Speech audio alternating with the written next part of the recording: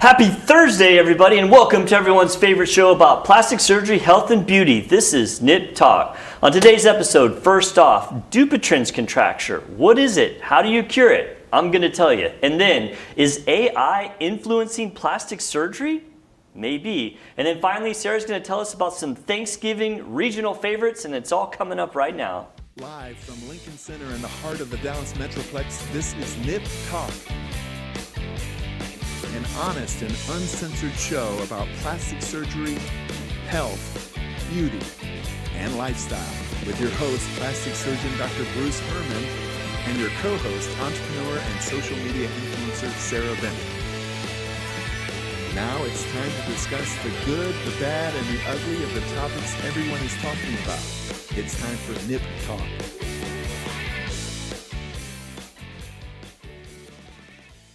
Welcome back, everybody. Thank you guys so much for tuning in. We really do appreciate it. Please hit that like and subscribe button. Turn on those notifications. I'm your host, plastic surgeon Dr. Bruce Hermann, and with me is the amazing Sarah, as always. Hi, amazing Sarah. In the box, we got Travis. What's up, buddy? Hey, what's going on? Not much. Said not Friday, it's Thursday today. I was going to say it's a happy Friday. But Absolutely. yeah, so we're airing on Thursday today because I actually have a really big surgery tomorrow, and I knew there was just no way that I could get in and get the shows done. He's so, an important man. I don't know about that. Busy, maybe. Busy. Important.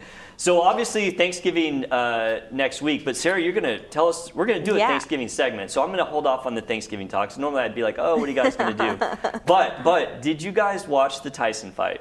Yes. Did you, Trey? I actually saw you were there. I did watch it though. Yeah, I did watch it. Yeah, I ended up going. So I'll tell you. What'd you guys think? What'd you guys think of it? Did you watch this, Sarah? Yeah, I did. Yeah. It was sad. It was a little bit. You know what's crazy? I was watching it with a friend of mine, and I was like, "This feels wrong to be watching." It's like halfway through it. It was like round 5. I was like, "This feels wrong." I could just see like his legs were just so weak. Yeah, for sure. Okay, so first off, the atmosphere was unbelievable. Like it was so cool. I took my daughter. We had an amazing time. She'd never been to a boxing match. I'd never been to a live one either, and I was a huge boxing fan. In fact, I loved Mike Tyson growing up. So the atmosphere was amazing. Like the undercard fights were good. The best fight was the two girls, man. Like those girls. I don't know if you guys saw that one. They went at it. So the Tyson fight. So it's funny. I've been watching Mike Tyson train the last couple of years because I follow him on social because I'm like literally a really huge fan of Mike Tyson.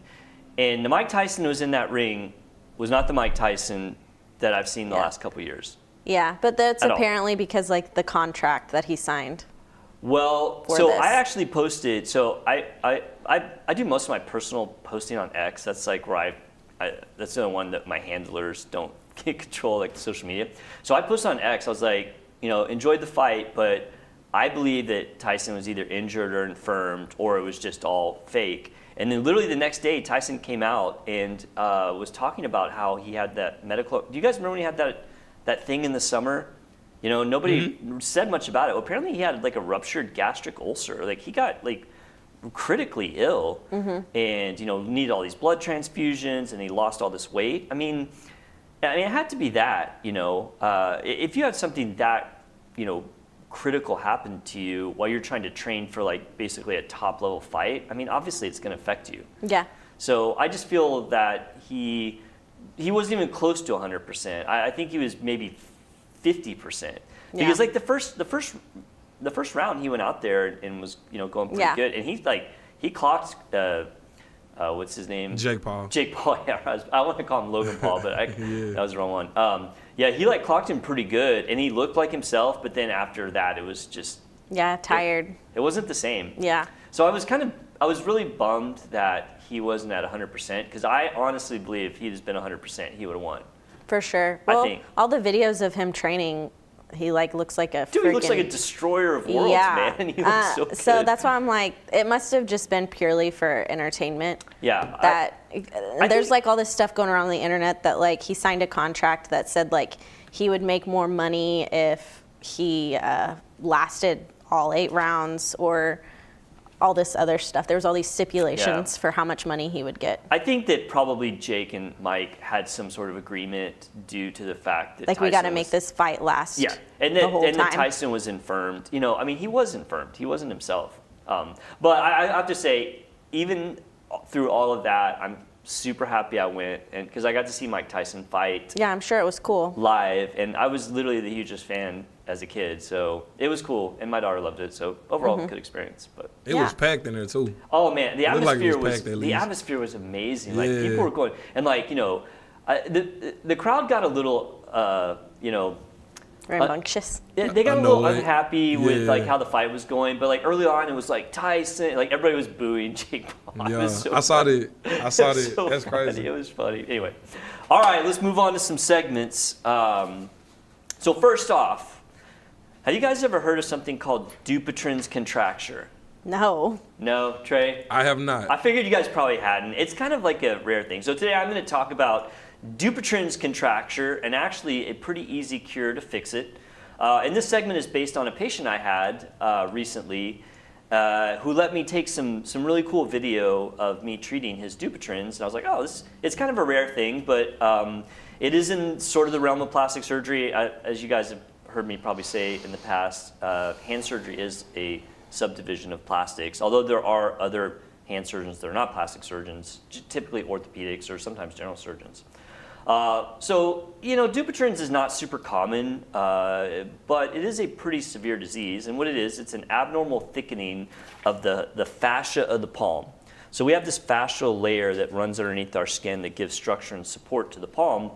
And this is a disease where that fascia first develops into little nodules, and then it develops into cords.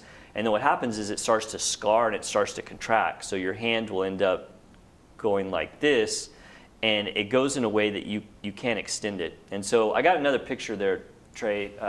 Yeah, so that's a pretty bad Dupuytren's. You can see that band at the base of his ring finger there, and it's literally pulling his finger forward, and he cannot extend it. It's almost like you can feel the picture. I know, right? You can Like, totally feel those cords. They feel like it, you know, and it looks like a tendon, but that's kind of a common misconception. It's not anything to do with the tendon. Because you know the tendons run, you know, through your hand. Is that an AI picture? No, it's not. That's a good question, Sarah. I use a lot of AI pictures. That is actually a real picture. Yeah, so it's not involved with the tendon. It's just purely the skin. But when people get this, it's basically, you know, it can disable your hand. I mean, how do you function when you can't extend your fingers? So it does most commonly affect the little finger and the ring finger. The cause is actually unknown. We're not really sure why the fascia starts to... Isn't it more of like an elderly That's situation? exactly right. Yeah, definitely. It's definitely an older population. How'd you know that?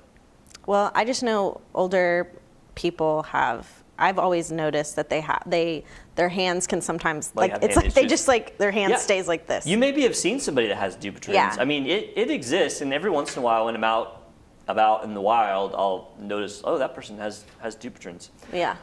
There are risk factors for it, even though we don't know exactly what causes it. It is hereditary. So, for example, if my dad had Dupuytren's, I'd be more likely to have Dupuytren's. As you just said, it does occur in older people. It starts to come on about middle age, so, you know, 40s, 50s. It's more prevalent in men than women, and it's more prevalent in people that smoke and drink alcohol. It's also more prevalent in diabetics, and it's most common in people from Scandinavian or Northern European descent, interestingly enough. It starts as little nodules in the palm, and like I said, those little things pop up. They can be painful at first, and then the little bumps develop into those cords, like Trey, you saying you can almost feel that picture. Yeah. And that's a really good kind of description of it. One of the diagnostic tests we use, because this is just diagnosed clinically, meaning we don't take a blood test or an x-ray. It's just, you look at the hand, you're like, yep, you got Dupuytren's. But one of the things we do is the tabletop test. So somebody with Dupuytren's cannot put their palm flat on a table like that. They just can't do it. So so when I was in treatment, when I was in training, I remember the physicians I worked with, they didn't like Dupuytren's. Because at the time, really, the only cure was surgery. And the surgery is kind of morbid. Basically, you have to make a zigzag incision over that that cord, and you have to basically separate it and resect it from the skin. And the problem is that thing is really, really adhered to the skin. And so what ends up happening sometimes is the mere fact that you remove that cord ends up killing the skin. And one of the complications of Dupuytren surgery is bad healing problems in the palm, which then, you know, and then scars elderly up. people heal badly Yeah, anyways. so I remember when I was in training, a lot of the doctors I worked with just hated Dupuytren. In fact, I didn't love it either. It's very tedious because, of course, you know, you want to separate it from the skin, but then if you get too deep, you're getting down into nerves and things like that. And so when I started my practice here, I actually didn't see any Dupuytrens for a long time, but I had a patient come a couple years ago, not the patient we're about to do a video of, and I was just doing research to see if there's anything new out there, and there are a couple things. And so the treatments are, the main one, surgery. Some people say steroids, but that doesn't really work. There's a new enzyme injection, but the results are kind of, you know, so-so on that. But I read about something called a needle aponeurotomy, which is basically where you numb up the hand, and then you take a needle and you break those cords apart, and then you basically break them to release them. So I read about this. I'd never done one, and I had a patient come through, I don't know, a year or two ago, and I said, hey, there's this kind of newer treatment now. It's more minimally invasive. It's not surgery. We do it while you're wide awake. I was like, what do you think? Well, I've never done one, but it's pretty simple in theory. What do we try it? He's like, yeah, man, I'm totally game. And I did on that patient, and it worked absolutely amazing. And so just recently, in the past couple of weeks, I had another patient come through with Dupuytren's, and since I had such a smashing success with the first needle aponeurotomy, I was like, hey, let me try this. I think it's going to cure you. So I actually took a video. It's a bunch of videos that I strung together. It's over 2 different sessions of seeing this guy. Trey, will you keep my mic on? Because I think that the first part of the video is muted, so I was going to talk over it. Okay, so this is the patient, and you can see right there he's got a cord. Now his is not severe, but it's enough that it's affecting his function, and I'm kind of pushing on that, and like I said, it feels like a hard cord, almost like a electrical cord or something underneath the skin. And he cannot extend his finger. Like you can see it when the camera kind of goes over. Yeah. That finger is pulled up. And here's the tabletop test, and you can see that there's a gap. He cannot put his finger flat on the table. So what I do is I use a needle. So this is an 18 gauge needle, and when it zooms in, you're going to see that needle has almost like a blade on the end of it. So it allows it to kind of cut through the skin when you're injecting it, or when you're using it to inject. And so I've already done a couple passes here, but I've numbed this hand up really good with lidocaine. He can't feel anything.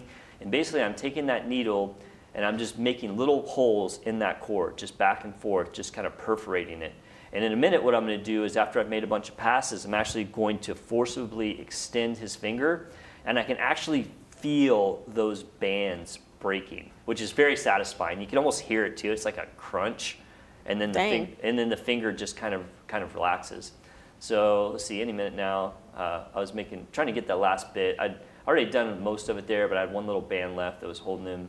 So I was kind of going at it, and he feels nothing. He's wide awake. He's watching me do it. You know, he's doing good. I wouldn't be able to watch it. Maybe I would. I don't know. Now here we go. So then I do that, and then now I'm feeling, and I don't feel the cord anymore. It feels soft. So yeah, very effective. Was able to break up that band. And then just do exactly that, and it just broke, and then that contracture is not there anymore. And so I think the next video is him afterwards. Yeah, there's a little bit of audio here. So before when we did this video, his finger was up like this because he couldn't flat it. Now he's got it flat. Yeah, that's good. Turn it over. Yeah, nice and soft. Better? Make it this. Extend it all the way. Yeah, looks normal. Then he came back in like a week, I think. Right. Yeah, here's him in a week. A little bit of bruising, but nothing really. Hand works perfectly, can fully extend, can flex, can put his hand straight down on the table. So. Nice. Yeah, pretty cool. You know, I like in medicine whenever we make advances, because that kind of thing was not done back when I was in training. Yeah. And it's like some smart person was like, oh, I'm going to take a needle. It's way more simple. It's way simpler. Yeah, it's less risky. You know, I've now have 2, not a ton, but 2 patients I've done this on just in the office. It took me about 20, 30 minutes. and basically completely cured him. You know, I think that if somebody had it really severe, it might be optimistic to think that that would work. But I will say that the person I did before had it much worse. He had like 2 fingers on each hand. And so we did one hand one day, then he kind of recouped and he came back into the other one. But it was the same outcome. I was able to, that guy was kind of more like this. Yeah. And I was able to get him all the way out. So that guy was super happy too, that the guy in that video, first off, he was super nice, let me take video and let me use it. But he was very thankful because he's like, I was really afraid of having surgery and this was very simple, and he just was very thankful. So it's kind of cool. Hands are kind of important. Shout out to him for getting cured, but also shout out to him for having really clean like fingernails for the video. I did notice that his fingernails are really clean. Shout out to the guys with clean fingernails. I'll let him know when I see him. 100%. Yeah. No, he was well put together. Yeah, well-spoken guy, and so anyway, dope. So Dupuytren's contracture. Yeah. So here, let me recap this one, Trey, real quick. All right. Got you. Yeah. So today we're talking about Dupuytren's contracture, which is a contracture of the fascia of the palm, which draws the fingers, most commonly the little finger and the ring finger, in and causes a more or less permanent disability because patients can't extend their fingers and the function of the hand starts to wane very, very quickly. It's not known why exactly this happens, but there are risk factors for it that we know of, being a man, being older, being of Northern European or Scandinavian descent, and those that use alcohol or cigarettes, and also diabetics. It basically starts as a little nodule in the hand and then starts contracting, and the fingers start to flex like that. The treatment historically has been kind of morbid. Back when I was in training, we did surgery for this, but the surgery was a little bit risky because it could injure the skin. But now there's newer treatment of using the needle just to go percutaneously and break that cord up and then release it. And on the segment we did today, there's a really cool video. So if you want to see that, check out the YouTube channel and let me know what you think about it. So, all right, cool. Let's move on. I don't know. I think we may have done something similar. You know, we've done so many segments now that sometimes I forget if we've done the segment. So if I've done this segment, you guys can make fun of me. But I saw a video online when I was looking for topics. And so this segment is about, is AI influencing plastic surgery? And Sarah, yes, that is an AI image. It's a real world picture. That's real world. That's one of Elon's Autobots, or Optimus. Tesla Autobots. So anyway, I saw this video, and I want to run the video, but I want you guys to, I'm going to ask you what you think about this video. And I think it's a couple minutes, a news segment from some Fox channel in Chicago. This just ran a couple days ago. So, all right, roll the video, and then you guys can tell me what you think. Images is creating a lot of new business for local plastic surgeons, but in reality, they can only do so much. Here to distinguish realistic expectations from the fantasy of AI is Dr. Benjamin Coughlin, a Chicago-based plastic surgeon at Impressions Face and Body. Doctor, thanks for coming in. This is such a fascinating topic. How are AI-generated images influencing people's thoughts of self-image and identity? It's a very interesting topic, okay? I think selfishly, I'm getting the word out there because, like you said, it's impossible to create some of this. Yes. I've kind of coined this term algor beauty, which encompasses the intersection of these algorithms and beauty standards. And the goal is it reflects the fact that machine learning, artificial intelligence are shaping the aesthetic landscape. It's shaping people's perception of beauty. So you mentioned seeing these ads, and you're like, wow, that person is stunning. It's not a real person. It's an AI-generated image. It's crazy. Yeah, and I feel like before you were dealing with people coming in with like an Instagram picture of themselves that had a filter on it. They're like, I want to look like this filter. But now it's someone that isn't even human, and that has to have some psychological impacts, I would think. 100%. And then with the COVID pandemic, you know, we were disconnected physically. We were hyper-connected digitally. So now these, particularly young people, I think, are seeing many more altered images or fake images or somehow AI-generated images more so than real people. It's affecting them, I think. It is. Okay, so what are people asking for then when they come into your office and they show you an AI-generated image? Most of them, they can have either their image. You can submit your image. Now, I'm not saying people should do this, but you can submit your image and it'll tell you what you should change. The bizarre thing is sometimes it makes the eyeballs bigger, for instance. You know, like a Disney character. I mean, you can't do that. This is there's an image up, I think, right now. I give people a little quiz of what they want. And last week, a woman put on there, make me the AI version of me.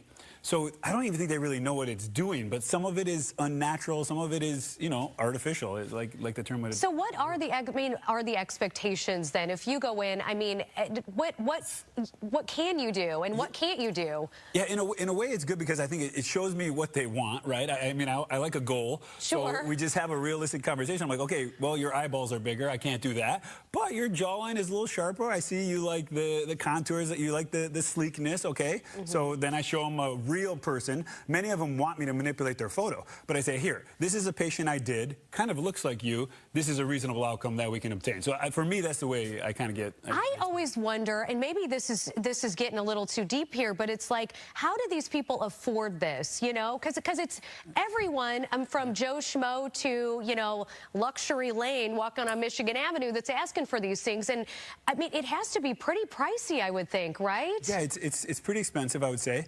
I'll tell you, I have a lot of creator people involved in my practice, and I've had a few of them submitted and get tax write-offs. So their image is their likeness is how they make their money. Yeah, so right. But the young people invest in it. But what is the range? Can you give me? The range really can go from around 8,000 to 50,000 for Goodness gracious. Well, thank you so much for the insight. And you know what? I think you look great, and you can just put that 50K toward your Christmas list. There you go. All right. Thank you, doctor. We appreciate it.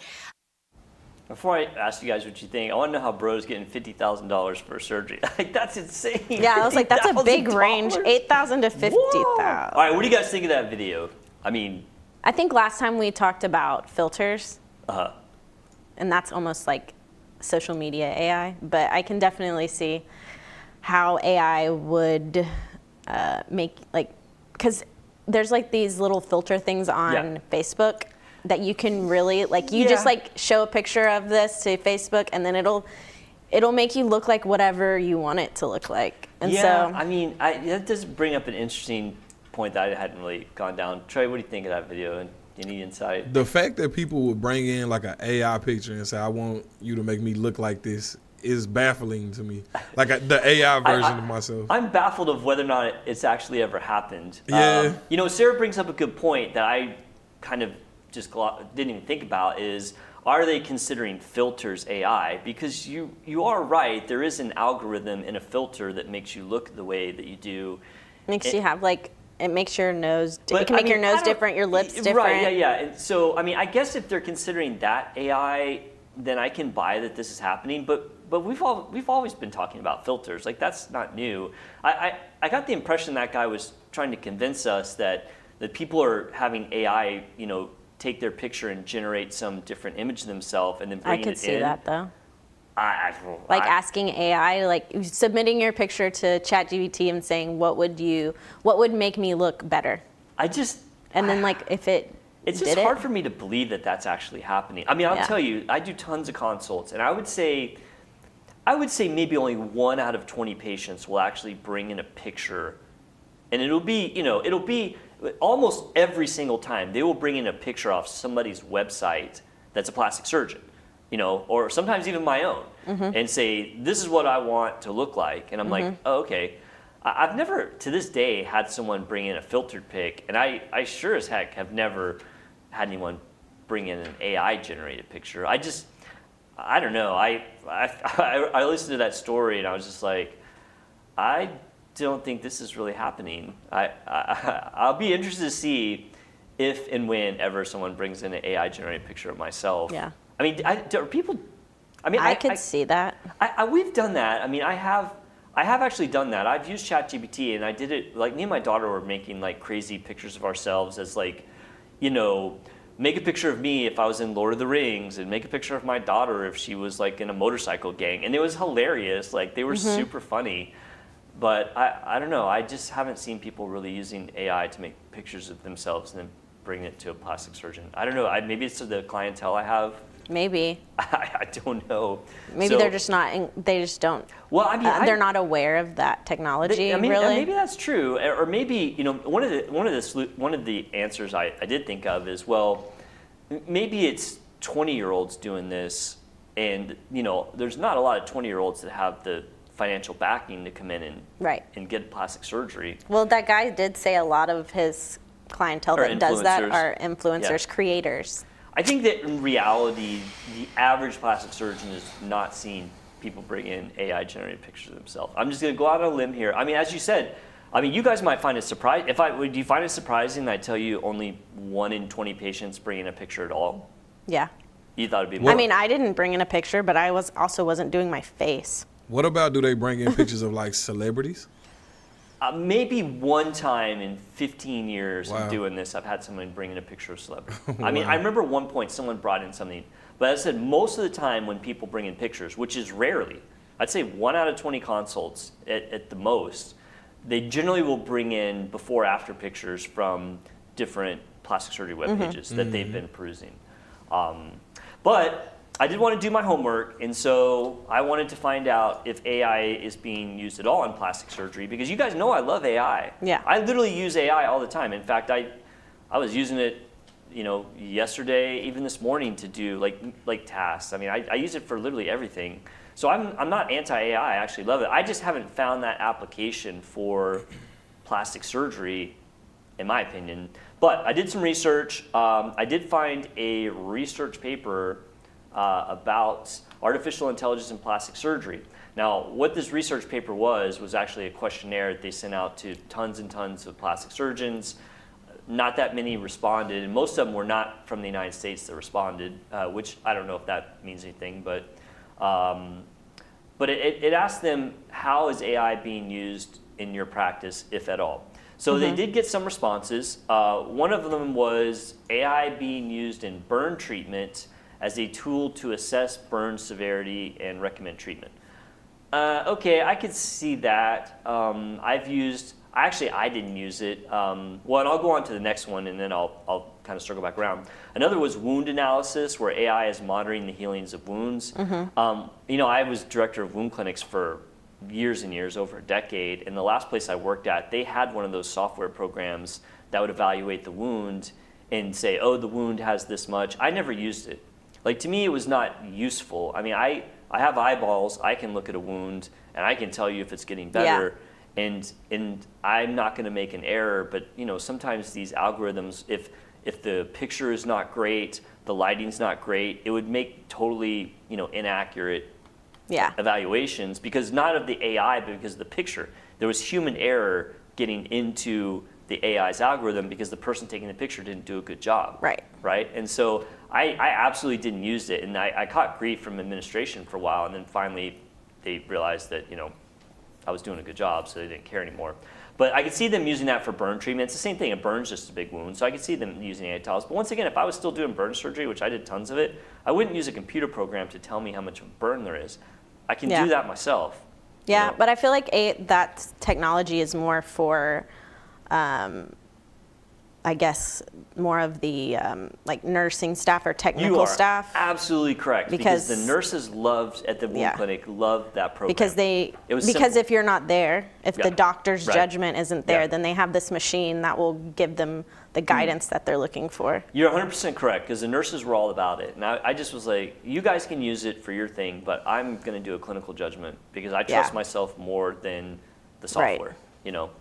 The other thing it's been used for allegedly is hand surgery, for AI helping surgeons in precise planning and execution of intricate procedures.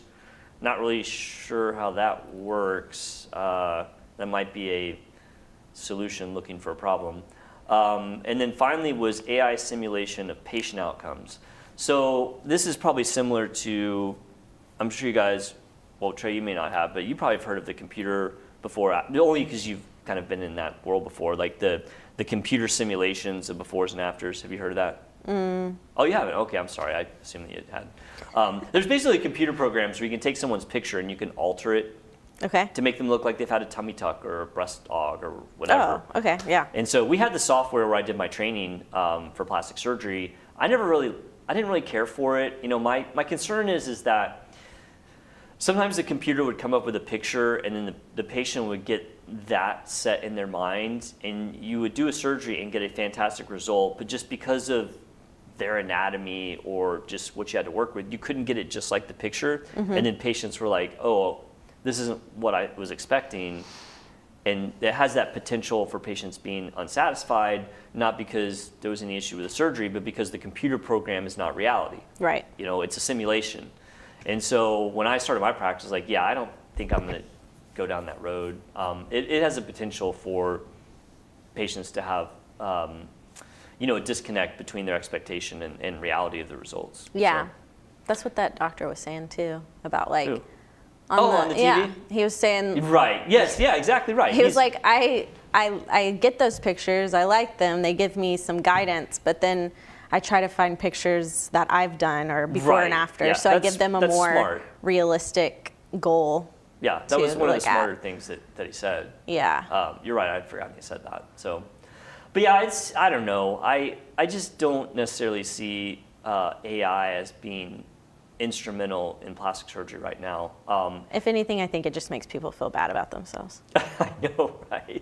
Yeah, I know. I do those little pictures of me in like different get-ups. I'm like, oh man, I look much better in the AI picture than I do in reality. Yeah. Have you guys done that with the AI where you can make it make you? Well, that's what Facebook, like, I can tell, there's like these AI images that like, it'll make you look like you're a country singer, a pop star. Right. Or like. Have you done it? Yeah. Like, it's just like, and most of the time I always see like my relatives, like who are older, they're like messing around with it, like thinking it's cool. I mean, like they do it all. cool. I know it is cool, but they'll like post it. I would never post it. I just wanted to see like, it was like, oh my gosh, that really does look like me, but like better. Right. Yeah, it's super fun just to like, we were, my daughter and I are using to create all kinds of crazy images. And they were just hilarious. I mean, because it looks like you in some sort of cartoon or, you know, fantasy type wearing like armor. extremely polished. Yeah. Yeah. Like extremely perfect complexion. Yeah, it'll be interesting to see. You know, I mean, I think AI is definitely taking over. But I mean, there's definitely going to be some fields or you know, things that it although it may help or assist, I don't think it's going to take it over. Some things it's going to take over, like coding, you know, writing. I mean, you know, creation. I mean, it's already there. I mean, I can tell 100%. There's social media accounts out there that are 100% AI. You know, I've gotten phone calls from AI. Have you guys noticed that? Have you gotten robocalls from an AI? Yes. Yeah. And you can tell it's an AI. You know, it sounds like a human, but you just know. I mean, what's going to be freaky is whenever you know, the AI gets so good that you know, it passes the Turing test and you can't tell that you're not talking to a human. Remember that movie AI? Yeah, I do. If you guys like AI movies, the absolute best one is Ex Machina. I don't know if you guys seen that one. It was kind of I think it was an indie flick. It's basically about a guy that creates an AI, and it's I don't want to ruin it. You guys, if you like science fiction movies at all, check out Ex Machina. It's one of my favorite movies. It's about an AI, and of course the AI is like, you know, this, you know, attractive woman, and part of the movie is her just manipulating everyone because it's so smart. It's crazy. Yeah. Yeah, it's going to be Terminator. The AI movie that's like with Jude Law, he's like a sex worker. Right, yeah. I forgot like about a sex robot or something. Yeah, man, it's going to get crazy. When they stick those AIs in those, you know, Tesla robots. Yeah, I saw a picture of Kim Kardashian with her robot. Does she already have one? Yeah. And How did she get one? I thought they weren't even out yet. She was taking a picture of her robot. Oh, in the Cybertruck, right? In the Cybertruck, and she was the picture like, was really bad though, wasn't it? Like you couldn't really see what it was. No, you could see the robot. Oh, you could? I missed She was like standing in front of it like she was like a rapper or something. Oh my gosh. All right, interesting. Well, we'll see how that turns out. So, all right, Sarah, you're going to talk to us about Yes, let me get my notes. Thanksgiving regional favorites. Yeah. Thanksgiving faves. So, I mean, everybody knows that there's like different regions that celebrate differently. And I know, like at my house specifically, like whenever I moved to Georgia, a lot of people didn't know what cornbread casserole, like the stuffing was. They don't have cornbread stuffing? They didn't, but I think they did. But whenever I was married back then, it was a bunch of people that weren't actually from Georgia. They were like from all over the place because it was like a military town. So it was like a lot of people only did like bread like a bread bread stuffings, stuffing, right. and that's more of like a northern thing. So I thought it was interesting, and I thought that we could talk about it because there's a lot of different ways You that don't think people about celebrate that, Thanksgiving. How it's different. Yeah. Okay, before we start, do you guys have any weird things? We have a super weird Thanksgiving tradition. Do you guys have any? Not really. Trey, anything? Not necessarily traditions, no. So our family has one called Thanksgiving Bingo. And it's like I think what do they call it, like a white elephant thing where you bring presents and they're wrapped. So okay. Is it like is it silly gifts or is it like normal gifts? It could be anything. There's supposed to be a limit of 20 or 25 bucks. And so what we do is we have bingo, literally like a bingo thing. And if you get a bingo, you get to pick a gift. And then the next time someone gets a bingo, they can steal your gift or take another gift. I mean, it's like super highly contested at our house because if someone will bring something good, and then of course there's the steals, and I mean it's just it's fun, but it creates a lot of drama. At we play that at Christmas. Oh, you have Christmas bingo? Yeah. Okay. All right. Yeah, that's our crazy tradition. Yeah. Well, that's cute. All right, keep going. Sorry, I didn't mean to derail you. So we're gonna start out with the Northeast or like the New England era, and what do you think would be something that would be on their table? Like think main dishes, like the meat part. Not turkey? Or ham? No. They are more seafood. They have more seafood, apparently. That's what I was thinking, like lobsters and clams. Yeah, They have, and if they do turkey, it's roasted turkey. But it's often served with oyster stuffing. Get out of here. I love oysters, but they stuff the turkey with oysters? That's a true thing? That's wild. That is wild. What are you guys doing up there?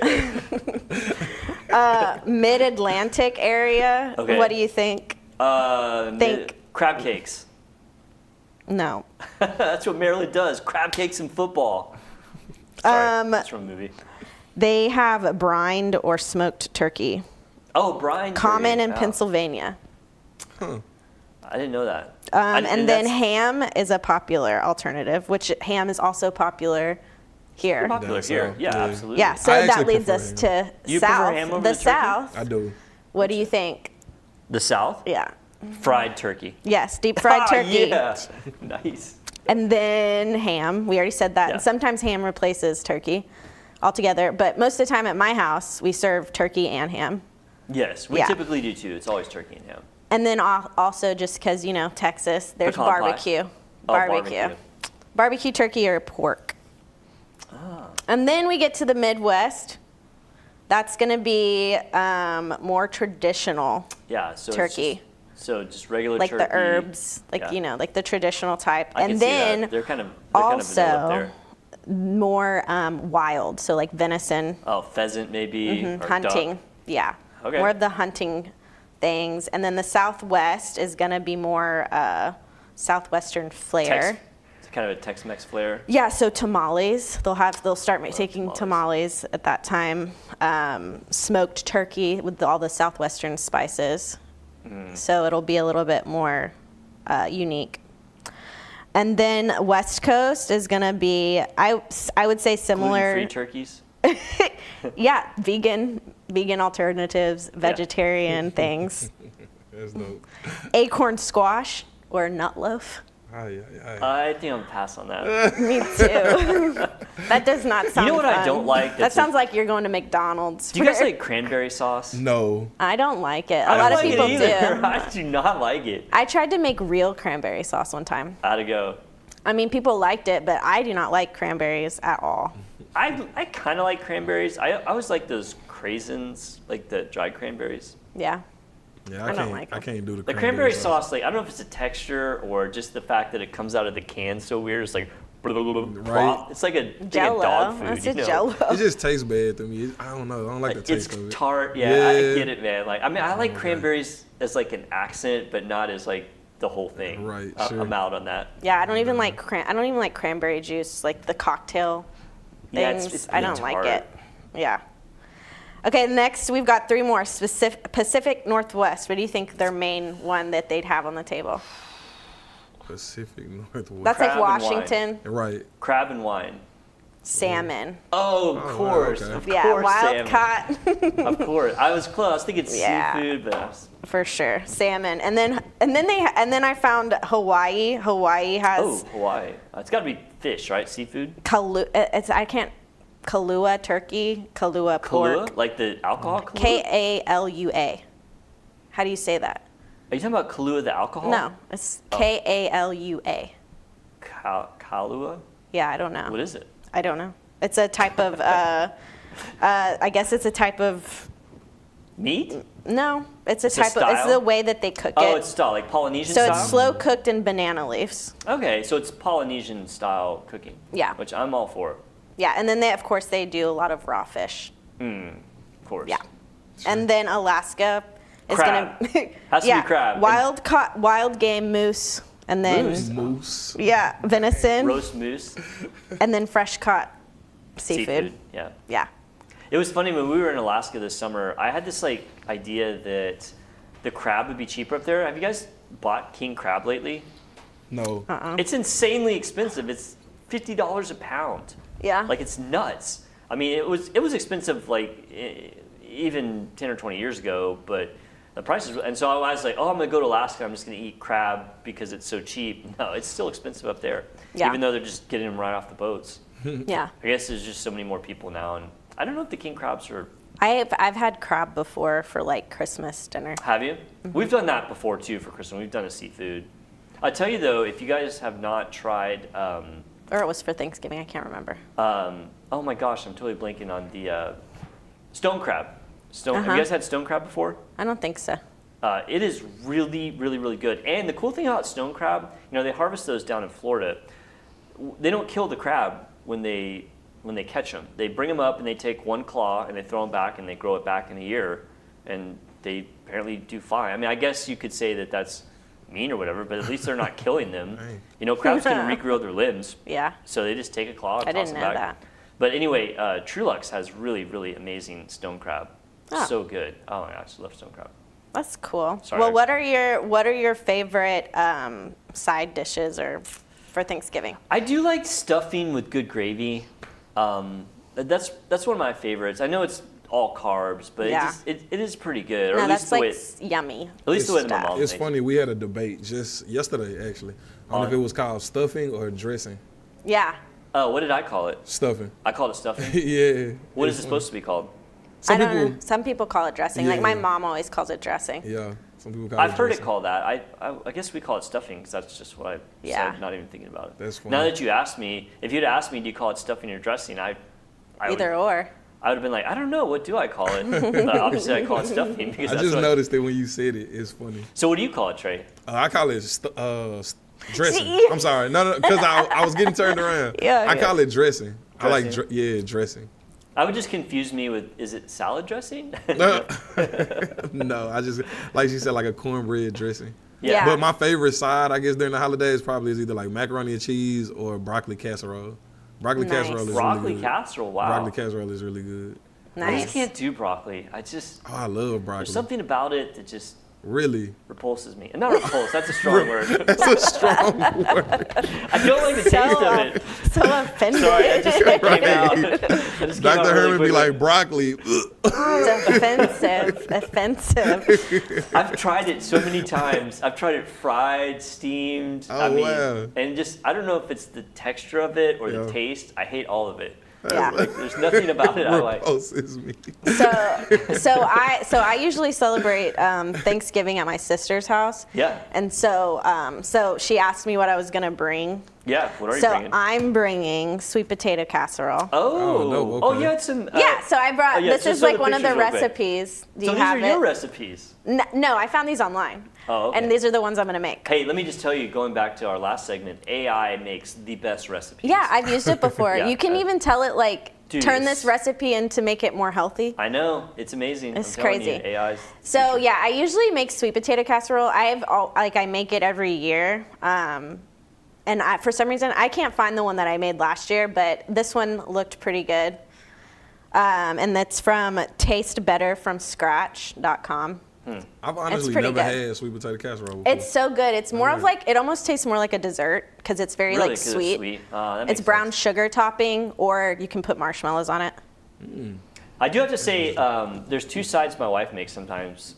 Sometimes for Thanksgiving, but one is green beans Casserole. wrapped in bacon Oh. with brown sugar and it's brown sugar and something butter on top. Yeah. Oh my God, so good. And then she does these, I put brown sugar on bacon all the time in the oven. so good. So good. And she does these potato stackers where she'll slice it. It's like a potato chip, but it's similar in shape, a little thicker, and stacks them up in muffin tins, and then puts this really good like herb and butter spice on it. Oh my God, so good. Sorry. That is good.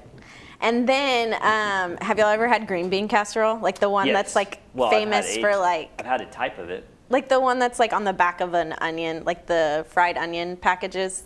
Oh, Or like on the back Yeah, I've of- had that before. Yeah, like made with like all canned, preserved ingredients. Right, so this is like fresh green bean casserole. Yeah, this one's more fresh. I think Nice. it's made with frozen green beans, but yeah, you can totally make it with fresh green beans. The only reason I'm making it is because my cousin requested that I make it because I'm That the must only be really one good if you that get makes requests. it. Yeah, I was like, I don't like it at all.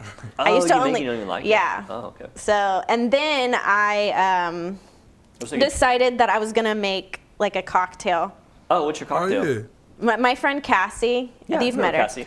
She's like a little bartender gal. Oh, uh-huh. Well, she's not a bartender. She just likes to make. She's a what are they A called? mixologist. Yes, she's a mixologist. Mixologist. So I asked her what I should bring And because I wanted to bring something fun. She told me to make like a sparkling pear cider drink. So I can see that. it'd be like 1 ounce vodka or whiskey. Because I like whiskey, so I was like, make Yeah. one that's like right, can go has either way. something I can interchange. And 3 ounces of pear juice, then 0.5 ounces of vanilla syrup, and then 0.75 ounces of lemon juice. Shake, top with ice, and fill the rest with champagne or soda water. Ooh. And then garnish it with either a cinnamon stick or have like a cinnamon sugar rim. That does sound good. Yeah.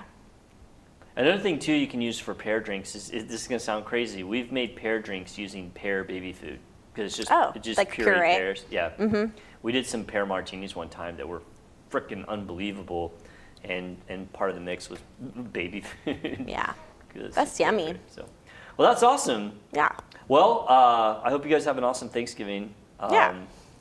You know, You too. good holidays, because we won't see you guys until after the holidays. I hope But, you have one as well. yeah, I hope you guys have great holidays, good time with the family. And all you people out there, hope that you guys have a great holiday. Want to thank you guys so much for tuning in this week. We really do appreciate it. Please leave us a comment if you want us to go over anything. We would love to talk about it on the next episode of Nip Talk. Bye. Bye.